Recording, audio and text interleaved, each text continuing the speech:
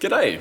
In today's video I'm having a look at the RG35XX H. This particular one I purchased on special on AliExpress for around about 60 Australian dollars, which was ridiculously cheap considering. This one here, the original RG35XX, I purchased that and put Garlic OS on there quite some time ago. From there I've had fairly minimal dramas. See if that screen is clean. I'm pretty sure we're probably flat actually. But I thought at 60 bucks I couldn't help myself, so I splurged and got this one. I'm yet to even open this one up, so I'm curious to see how it looks, how it feels, and what are my overall thoughts on it. So let's see. Fairly slim, fairly small. Volume on the side. Little textured bumps here, so it doesn't slip out. Almost feel felt. Power, restart. What have we got on the top? L1, R1, headphones. Not bad, not bad. I'm going to assume the screen is slightly larger, I reckon. No, I think that's an illusion. Very similar. Now if I, in theory, press power, hopefully we wake up without needing to charge. There we go, powering up. Thumbsticks, to me, feel a little low, but also it is a very small device. And I have man hands. Buttons feel very similar. Do like the print directly onto them. Buttons there feel very much the same. It's very similar here. No, we're not a touchscreen. Yeah, very similar. And these look extremely similar to Switch Joy-Con joysticks. Even there, it wouldn't surprise me if they're from the same manufacturer. They do look very similar, do feel very much the same. What's their favourites? Nope, no game files. History. We have one game on here.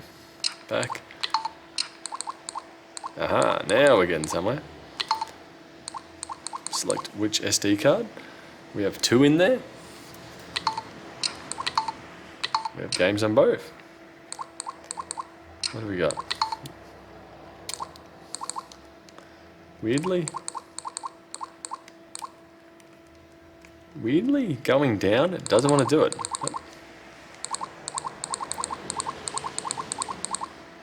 That seems very bizarre. There we go.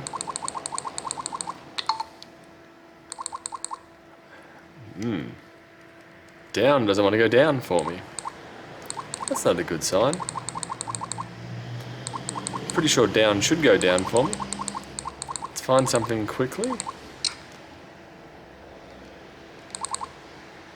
Where's... The screen image quality does look to be very much the same as what I'm used to on the original RG35XX. So I ended up cutting the footage as I did find out that the joystick was actually faulty and problematic. So from there I've replaced it and it does use the exact same as a Nintendo Switch Joy-Con. So for repairability, I'm extremely happy with that. But now with it actually going, I'd continue looking at it. It did go dead flat on me as well. Looking under here, it does look to have network settings via Bluetooth, Wi-Fi and Moonlight. Moonlight's something I haven't personally used, but I do like that possibility. Go back. Also we do have the two OTG cables on the top here, which may be a controller. I'm not sure what else, but time will tell. A bit more of a play of it. We go into the games. This was just the default one that I purchased. I didn't actually buy a specific version. It was just what was on special at the time. Personally, I rather playing PS1 games, but I have since been playing them on a broken Z Fold. So this one's a Z Fold 3 with a faulty front screen. But I've been playing them in a GameSir X2, and that's been playing virtually everything upscaled extremely well. So it's kind of rendered these kind of a little bit obsolete for me personally, where I feel like for the nostalgic factor, I keep getting drawn to this. You don't need to have every single function possible to have fun. This, I've got Diablo 1 on the PS1 here. It plays it just fine. I can turn it on, quickly play it, and when I'm done, switch it off. Where this definitely has a bit more versatility to it. With Wi-Fi, Bluetooth, OTG cables, the joysticks, it's got it all.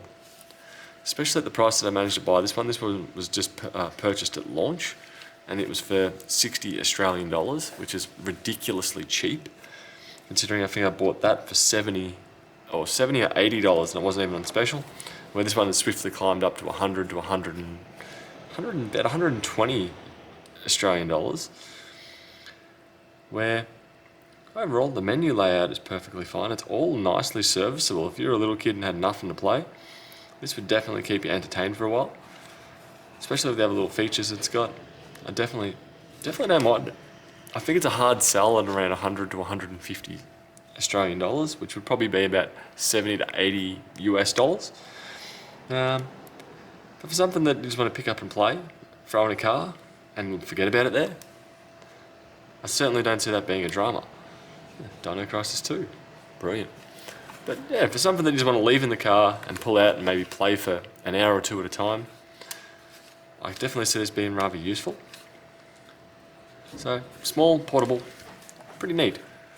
But it does, to me, even though it is probably taking up a bit less space than the original launch model, thickness is basically fairly similar. The sheer nostalgic factor of it being like a Game Boy definitely lures me in. But this just reminds me of almost like a Switch that's shrunken down in size. Anyway, let me know what you think of these. And I'm going to catch you guys later. Bye.